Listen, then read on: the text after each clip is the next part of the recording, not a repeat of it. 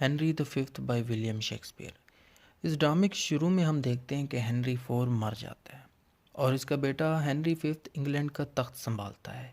जंगों की वजह से लोग तंग आ चुके थे इंग्लैंड के, और अब ये मज़ीद जंग नहीं चाहते थे। और अगर हेनरी फिफ्थ जो अभी बादशाह बना है ना, इसे अगर लोगों के दिलों में बैठना है ना, तो इसे अपने पास्ट को भूलना पड़ेगा। पास्ट में क्या है? पास्ट में हेनरी चोरों, डाकुओं और शराबों के साथ बैठता था, उठता था, उनके साथ खाता था। तो लोग इन जैसे लोगों को पसंद नहीं करते। तो हेनरी को अगर अब अच्छा बादशाह बनना है तो इनसे बचना पड़ेगा। खैर, इसके बाद हम देखते हैं कि हेनरी द फिफ्थ दावा करता है। क्या दावा करता है? कि मेरा फ्रांस के शाही ख़ानदान से ताल्लुक़ है, मैं उन्हीं में से हूँ। और फ्रांस के कुछ एरियाज़ का भी दावा करता है हेनरी द फिफ्थ। जब इस बात का फ्रांस के शहज़ादे डुफिन को पता चलता है तो वो हेनरी फिफ्थ को एक तौहीन अमेज़, एक र्यूड किस्म का मैसेज भेजता है, जिस पर हेनरी द फिफ्थ गुस्सा कर जाता है, गुस्से में आ जाता है। और फिर क्या करता है हेनरी द फिफ्थ? वो फ्रांस पर हमला करने का फ़ैसला करता है, एक डिसीजन ले लेता है। फ्रांस पर हमला करने के लिए वो रिच लोगों को, पादरियों को और अपनी फ़ौज को एक जगह पे जमा करता है। हेनरी फिफ्थ का बेड़ा अब रवाना होने वाला होता है, लेकिन उसे पता चलता है कि मेरे ख़िलाफ़ साजिशें हो रही होती हैं। और इसी दौरान 3 बंदे पकड़े जाते हैं। साजिशें करने वाले गद्दार होते हैं ना, तो वो पकड़े जाते हैं। अब जब वो पकड़े जाते हैं तो वो रहम की भीख मांगते हैं कि सरकार हमें माफ़ कर दो। लेकिन हेनरी द फिफ्थ कहाँ माफ़ करने वाला था।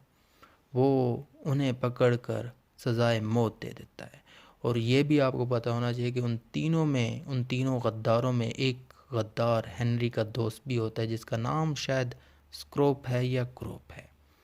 और फिर ये लोग, ये जो हेनरी द फिफ्थ है, ये और इसकी फ़ौज फ्रांस की तरफ चल पड़ते हैं। और मुल्क भर में जगह जगह ये लोग लड़ते हैं। नाकाबिले यकीन हद तक हेनरी द फिफ्थ की फ़ौज फतह हो जाती है और हार्फ्लर नाम के टाउन पर भी ये कब्ज़ा कर लेते हैं, वहाँ पे भी फतह पा लेते हैं। और इसके बाद तो फिर ये जीतती रहते हैं, जंगें जारी रहती हैं। और इसके बाद हम ये भी देखते हैं कि हेनरी द फिफ्थ के जो कुछ सिपाही थे और उनमें कुछ जनरल्स, ऑफिसर्स, वो कुछ लूट मार करते हुए पकड़े जाते हैं। और फिर क्या होता है, हेनरी फिफ्थ क्या करता है? यकीनन उनको फांसी दे देता है। इसके बाद हम ये भी देखते हैं कि जंग जो है ना, वो अब एजनकोर्ट में पहुंच चुकी है। वहाँ पे अब जंग हो रही है, किसके दरमियान? इंग्लैंड और फ्रांस के दरमियान। और फिर क्या होता है कि एक रात जंग से पहले हेनरी द फिफ्थ आम सोल्जर्स की तरह भेस बदल कर अपने कैंप में पहुंच जाता है। क्या करने? कि मेरे सोल्जर्स क्या मेरा साथ देंगे? वो मालूम करना चाहता था, मालूम करने की कोशिश कर रहा था कि इन फौजियों का इस बड़ी जंग के बारे में क्या ख्याल है।